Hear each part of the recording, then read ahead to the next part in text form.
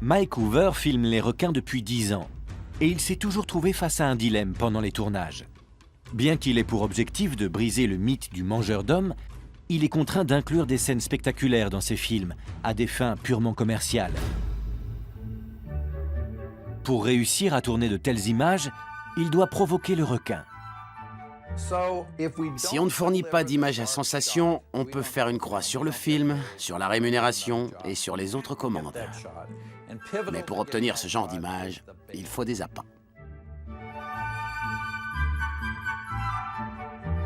Une fois les appâts installés, il n'y a plus qu'à attendre l'arrivée d'une prétendue bête sanguinaire. Mais le requin est-il vraiment intéressé par les poissons? C'est une autre question.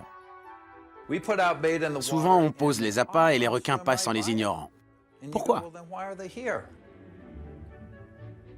On pourrait penser qu'ils s'approchent sans toucher à l'appât une fois sur deux, voire 2 fois sur 3, mais non. On est plutôt dans un ratio de 90%.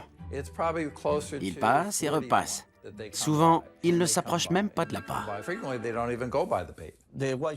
Les grands requins blancs ne passent pas leur temps à manger. D'après les travaux d'un scientifique qui a implanté un émetteur dans l'estomac de l'un d'entre eux, l'animal peut rester 1 mois et demi sans se nourrir. Il faut parfois des semaines, voire des mois, pour obtenir l'image souhaitée. Notre connaissance du requin blanc se fonde en grande partie sur des scènes où on le voit dévorer des proies. Quelle image aurait-on des hommes si on les voyait seulement en train de manger? Que saurait-on vraiment de leur vie?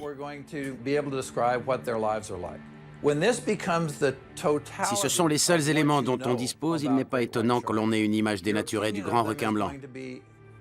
Car l'alimentation n'est qu'un aspect parmi d'autres de son mode de vie, mis en avant par les médias.